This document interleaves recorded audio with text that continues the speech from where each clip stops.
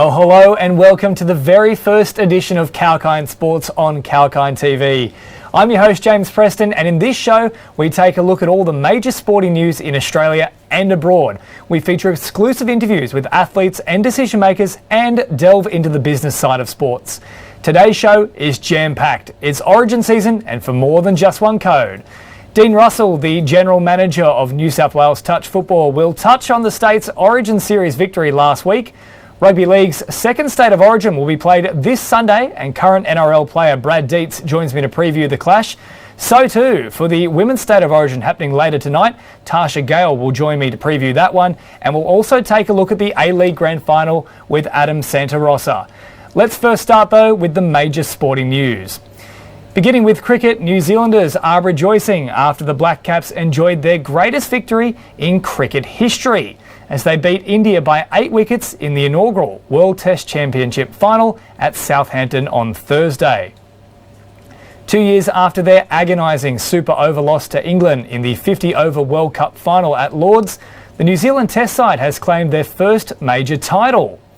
Due to rain delays, the match was played over the duration of 6 days, but it was heavily disrupted. India succumbed to a strong session with the ball in hand by the Black Caps, all out for 139 from 53 overs. And whilst there was some initial pushback with the likes of Ravi Ashwin collecting New Zealand openers Tom Latham and also Devon Conway to have the Black Caps on edge at 2 for 44, New Zealand captain Kane Williamson and Ross Taylor cruised to victory with a 96-run partnership. Moving on now to the world of rugby union, and controversy is reigning supreme once again.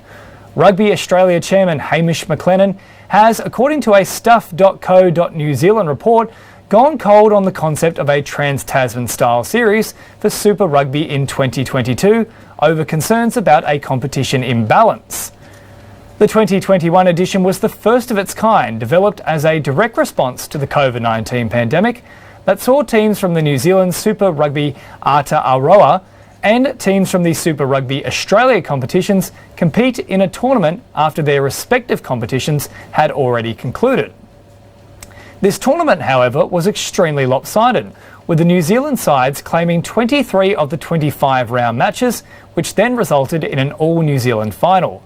Rugby Australia boss Hamish McLennan believes a solution can be worked out, but only in the event of an increased share of the broadcast revenue from New Zealand's broadcast partner Sky for any matches that are played. Nine and Stan Sport, Rugby Australia's new broadcast partners, are keen on only Australian matches for 2022. Turning to Japan, and the Tokyo Olympics are officially less than a month away, but excitement is not being shared by Japanese Emperor Naruhito. The Emperor has revealed to the world that he is extremely worried about the potential spread of COVID-19 that could result from the Games. This follows an earlier Kyoto News poll that found 80% of Japanese citizens either want the Games cancelled or postponed further. The cost for Japan to host the Games has now ballooned to $20 billion. Time now to turn our attention to the beautiful game, and Australia's premier domestic football competition, the A-League, will host its grand final between Melbourne City and Sydney FC Sunday evening at 5:05pm in Melbourne. And a little earlier today, I caught up with commentator and Sydney FC matchday host Adam Santarossa. Well, it's my great pleasure to now welcome to Kalkine Sports Adam Santarossa, the game day host for Sydney FC. Of course, Sydney are one of the two sides to battle out this year's A-League Grand Final. Adam, welcome to the program. Yeah, thanks, James. Good to be here.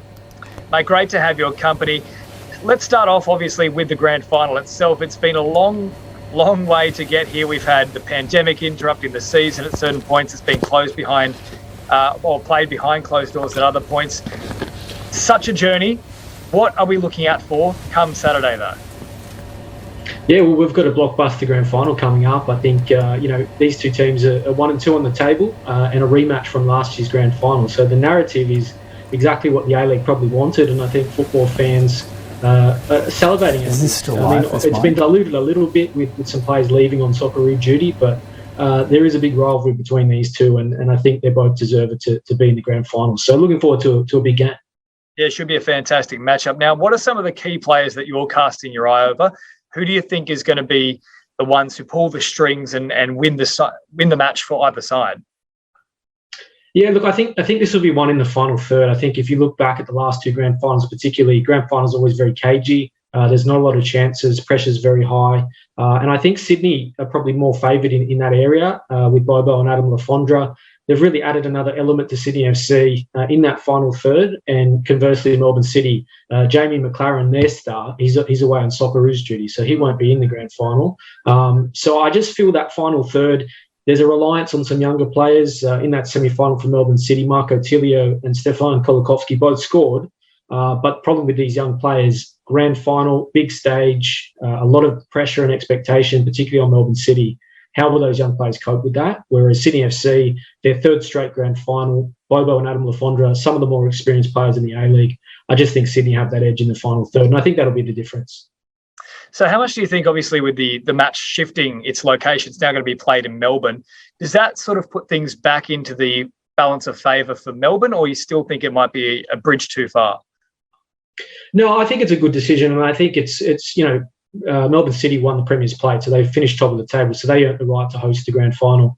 And it's a good thing that they did get to do that. It wasn't looking like that was going to happen. Obviously, their semi got moved to Sydney last weekend, and the view was that the grand final would be as well, given the limit on crowds. But obviously, the COVID changes here in Sydney in recent days has meant it's gone to Melbourne. So I think it's a good move and deserved for Melbourne, but I don't think it will face Sydney FC too much. They've had a lot of disruption this season, not only with player injuries, new faces coming in and out of the side, but they started the season in Abu Dhabi in the Asian Champions League bubble. They had to go there and complete the rest of the competition. So a lot of change, a lot of frustration, and a lot of short-term notice to get on flights and upheaval for Sydney, and they've coped with it really well. They're in the grand final again, so. The home crowd will be there for Melbourne, but I don't think it'll face Sydney FC. I mean, they've won 3 grand finals. One of those was in Perth, where similarly not a lot of fans could travel given the short notice. So I don't think it'll phase them too much.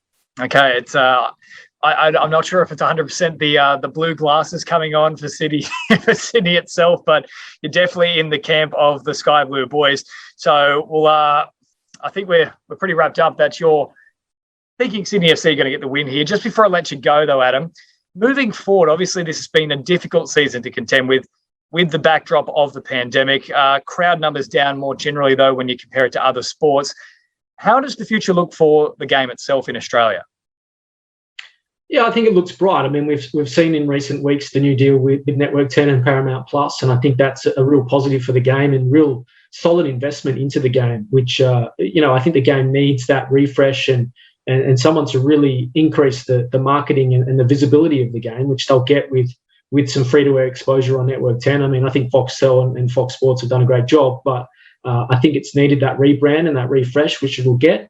And this season has been incredible in terms of the action on the pitch. I think, people look at the crowd numbers and the ratings are down, but I think the actual football itself and the quality and the fan experience, I think, has been up. And I think it's going to continue to trend that way. So, if the action's exciting, if people are going to games and enjoying it and wanting to come back and bring their friends the next time and tell their friends to watch it on TV, that's only going to help the game. And I think, all these factors are going to see some real growth, not only next season, but in the future. And with the Women's World Cup, only a few years away as well, yep. It's all positive. There's a lot of green shoots around Australian football, and I think we're going to see them in the coming years. Adam, I think you've hit the nail on the head. We have seen the quality of the competition increase year on year. You have a look at the Socceroos side now. There's so many players either having come out of the A-League or still playing in there. Jamie McLaren, you mentioned he's one of them who's back into the fold. So, look, fingers crossed for a bright future for Australian football. Thank you so much for your time today. And, look, I don't want to put on the glasses myself, but I will put the sky blue glasses on. Go Sydney FC. Let's get that big victory. And fingers crossed for yourself, mate, that they do indeed get up. Yeah, looking forward to a great game on Sunday. And I may be a little biased to Sydney FC, but either way, I just hope it's a good game and a great example of what the A-League can show. Well, Adam Santarossa, thank you so much for your time with Kalkine Sports. My pleasure.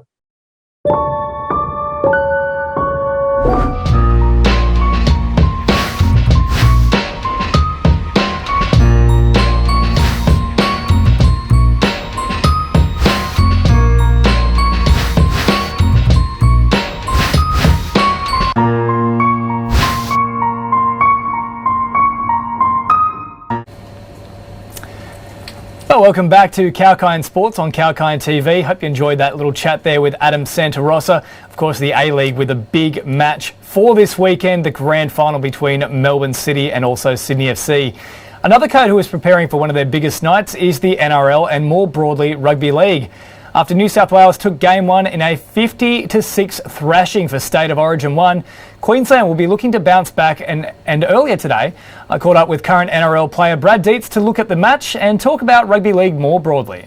All right, well, it's now my great pleasure to introduce to Kalkine Sports Brad Deitz, the hooker for the Canterbury-Bankstown Bulldogs, current NRL player. Brad, welcome to the show, mate. Thanks for having me. Now, look, it's a bit of an interesting weekend for you yourself. You got a few days off with the rep round, also COVID spurring up at the moment. We'll touch on COVID and the bubble a little later on, but let's start with Origin itself.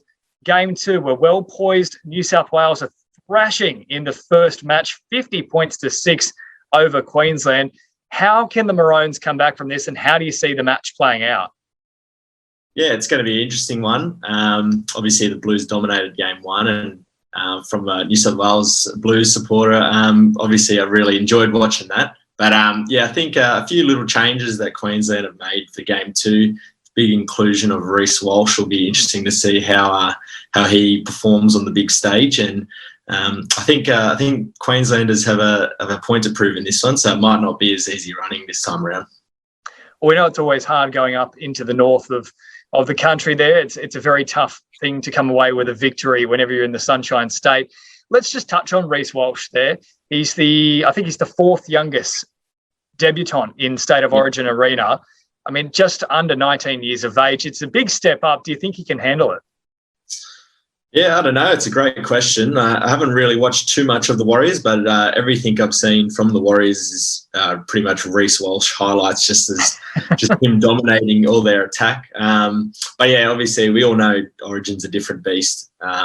It's a lot tighter defensively and very limited opportunities. So if anyone can break that open, hopefully it is him for the Queenslanders. So just before we move on to your own personal story, where do you think it's going to be won and lost for either side?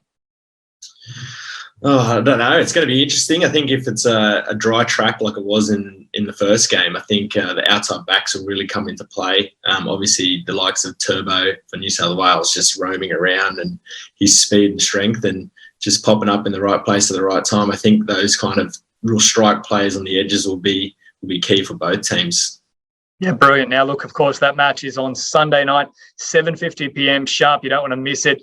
Potentially a series-winning match on the offer for the Blues. Now, Brad, let's turn to your own story. It's been a really interesting one. So we've seen a bunch of players as the season has unfolded, changing teams, coming into the sides who were potentially outside the top 30. But it happened quite early in the season for you.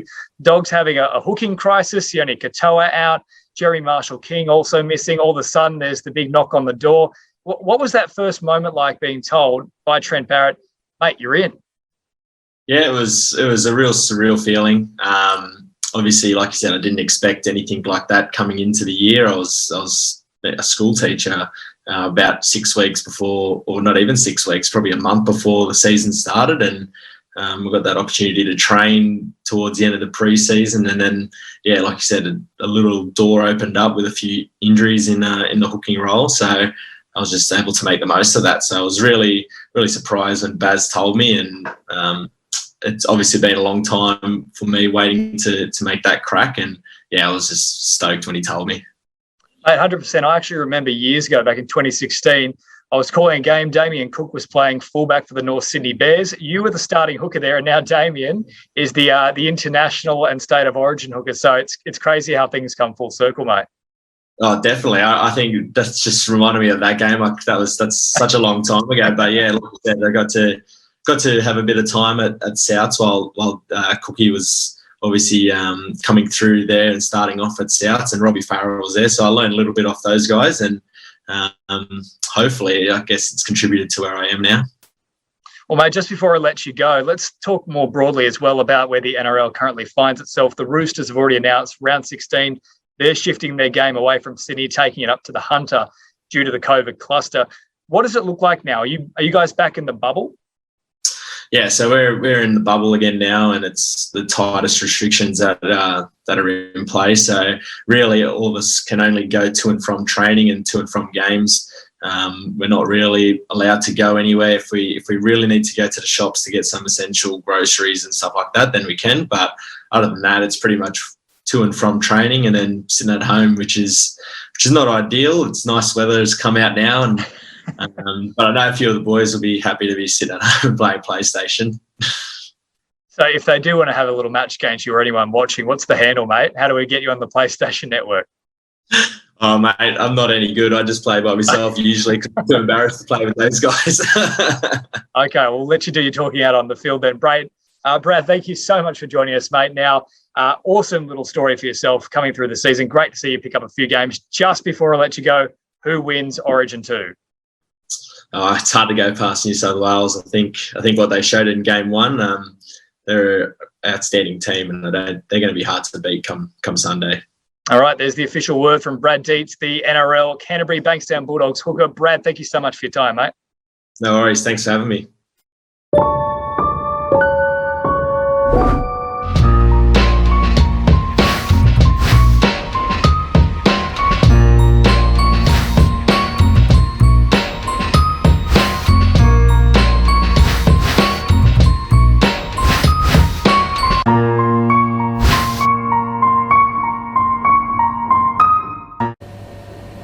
Yeah, great to catch up with Brad Deitz ahead of State of Origin 2 on Sunday night.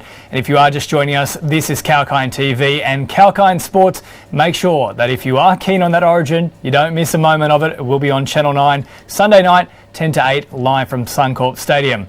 Still sticking with Origin as well, and tonight we actually have a fixture on the Sunshine Coast, and one of the all-time greats of women's rugby league, Tarsha Gale, was chomping at the bit to see the girls rip in tonight for the Women's State of Origin series, and I caught up with her a little earlier today. It's my great pleasure to welcome to Kalkine Sports a legend of women's rugby league, former State of Origin and Australian Jillaroo captain, Tarsha Gale. Tarsha, welcome to the program. James, happy to be on your program. I've worked with you a couple of times doing a bit of commentary, and I love you. I love your company, really. Oh, well, look, same goes for myself. It's fantastic to see you once again on a new format here. Now, the big thing we're talking about, Tarsha, is once again, State of Origin has come around. The girls are in action tonight. All the coverage starting on Fox from 7 o'clock. You're going to be part of the broadcast team. Now, I've got to start with the obvious one. What matchups are you looking forward to seeing the most? There's some great players on both sides. There are, James, absolutely. It's the best 34 players in the world as far as I'm concerned, and I'm pretty sure most people would agree with that. And there's some really fabulous matchups. One that springs to mind definitely is that for the number 1 jersey.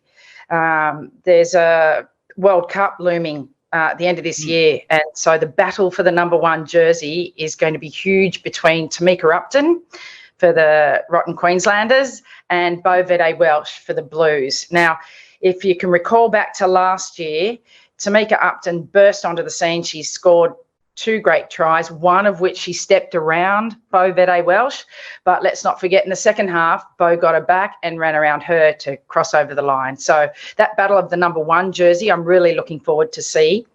And a second matchup that will be very interesting is that Ali Brigdenshaw, one of the world's best halfbacks, last year moved into the lock position. So she became like third pivot, and she is lethal, James. She loves to sit back and watch how the play happens, and then she'll just make some lethal injection when everybody's napping, and she's a game changer. So any tackle on Ali Brigdenshaw is potentially a try-saving tackle. And guess who's marking her? The best tackler in the world in Hannah Southwell. She's known notoriously. She's not really big, but she's in the number 13, and her technique is absolutely outstanding. So what I'd really like to do is to put, Hannah Southwell, if I can get into her ear and just say, tackle her, keep Ali out of the game. I think that's going to be key. Yeah, well, look, of course, we know Trevor Gilsmeister called the axe. I'm sure Hannah Southwell will be known as the hatchet. She's a little bit smaller, but she certainly hits hard, that's for sure. Now, having a look last year as well, 24 points to 18, Queensland came away with the victory. Before I get your thoughts, though, on who claims this year's series, How do you see it unfolding moving forward? Do you think that we'll see a best of three, or will it continue for the next couple of years with just the one game standalone sort of series? James, I think we've got to get the draws happening and align our Harvey Norman Women's Premiership with the BHP Women's Premiership up there in Queensland. Because if you look at it at the moment, Queensland had their grand final 2 weeks ago. Harvey Norman have still got a couple. They go into the semi-finals next weekend.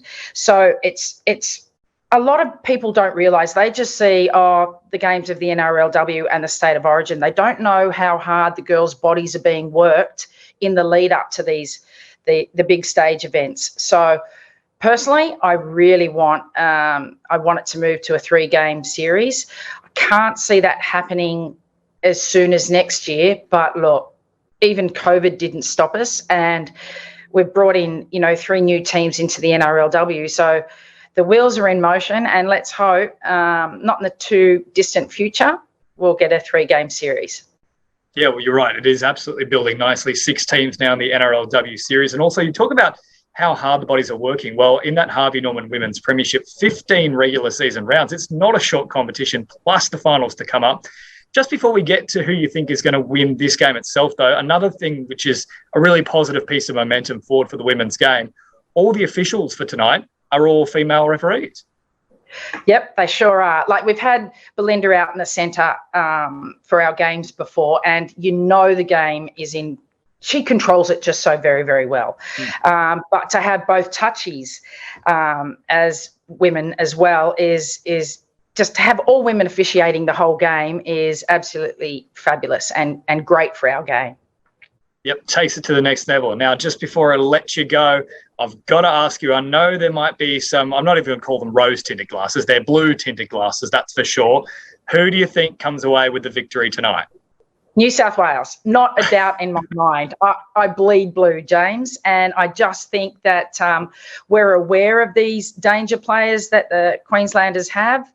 And Kylie Hilda, who's taken over as coach, let's not forget, she was part of that losing team last year, and she's still stinging, and she is one competitive woman. So I'm pretty sure she's a very smart, tactically wise player, and I'm pretty sure she'll know just how to stop the Queensland attack. Okay, well, there it is from our official expert on this match, former Jillaroo and New South Wales State of Origin captain Tarsha Gale, suggesting the Blues are going to get the job done. Tarsha, thank you so much for your time in this show, and, of course, a great luck for you for the call tonight. Thanks very much, James. Always a pleasure.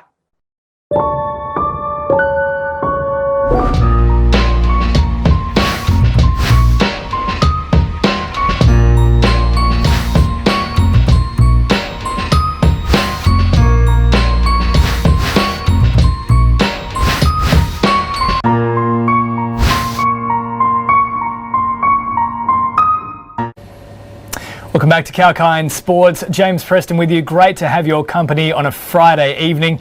And we have been having a little look at the different Origin series that have been floating around. Of course, State of Origin 2 for the men's happening this Sunday, and the standalone State of Origin match between the New South Wales and Queensland women's representatives is occurring later tonight.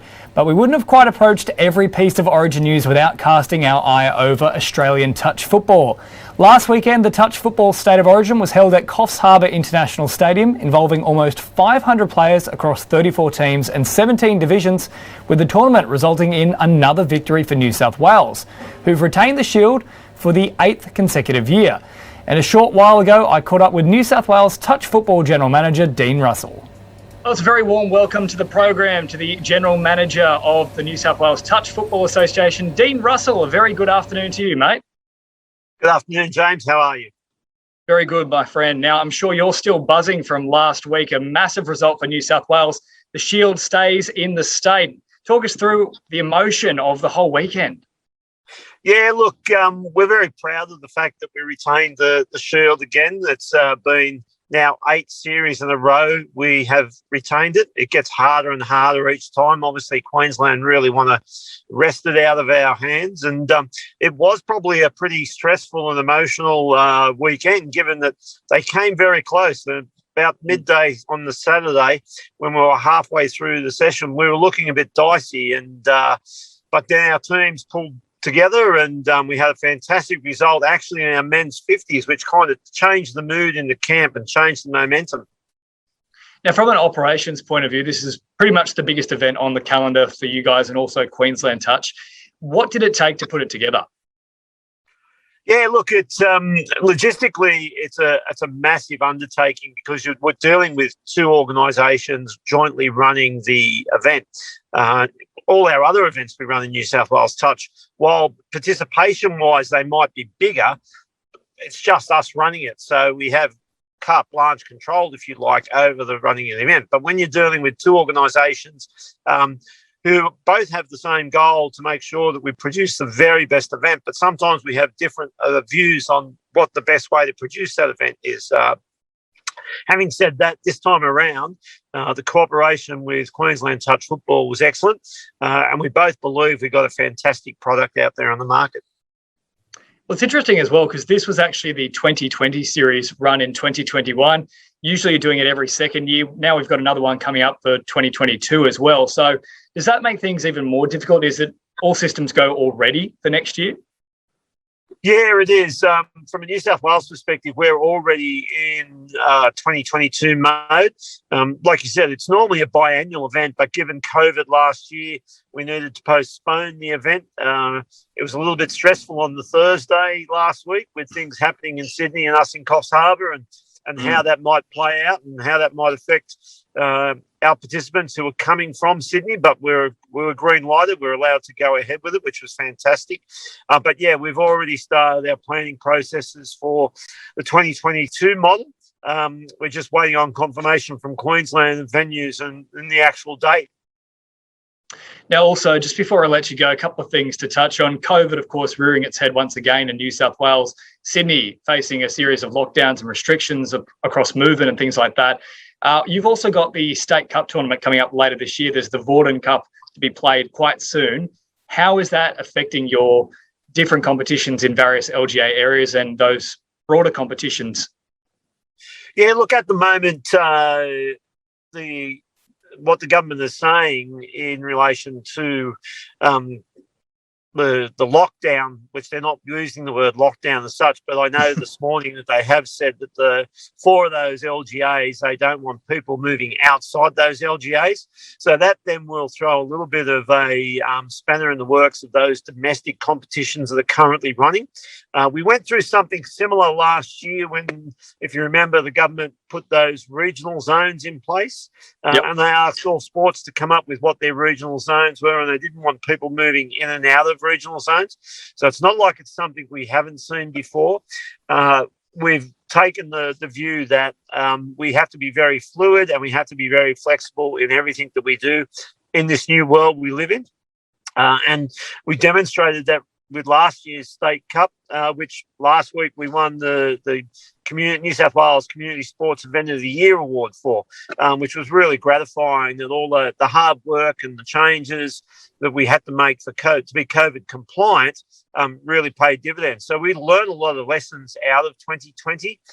So we are still planning to go ahead in our normal formats for our Vorden Cup and for our state championships and for our country championships. But in the back of our mind, we're also building our contingency plans to be ready if we need to enact them.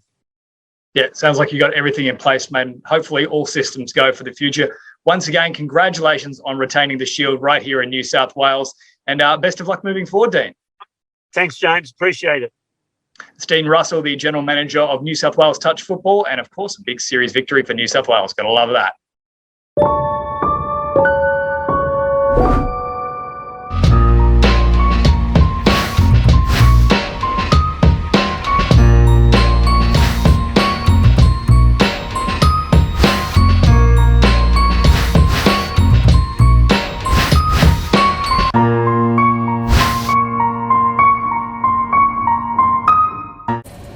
Thanks for sticking with us on Kalkine Sports. And just before we wrap up the show, we need to take a look at the business side of sport. Fortunately, there's no further Ronaldo tanking the stock market type news.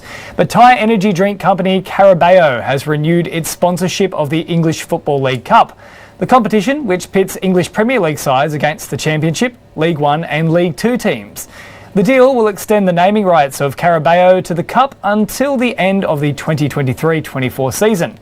Last season's Carabao Cup matches were broadcast in 181 territories with a cumulative global audience of 103.4 million people, a figure that has increased by 32% since the 2019-2020 season.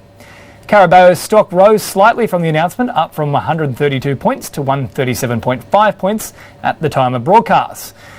And also Panasonic's share price has jumped dramatically from its opening this week on the back of announcing an ambassadorship with former women's world number one Naomi Osaka. Panasonic was hovering around $11.10 at the start of the week, dropping to as low as $11.03, but off the back of the ambassadorship announcement, the share price has soared to $11.39.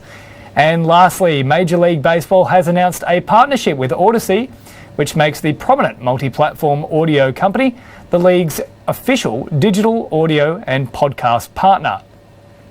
The announcement has seen shares raised by 35 cents US compared to their opening on Monday to now trade at $4.47. Well, that's it for Kalkine Sports. Hope you enjoyed the first edition of the program. I'll be back with you next week to get your sporting fix, including a wrap-up of the A-League Grand Final and also all the State of Origin action. Until then, go you Mighty Blues. I'm James Preston for Kalkine TV.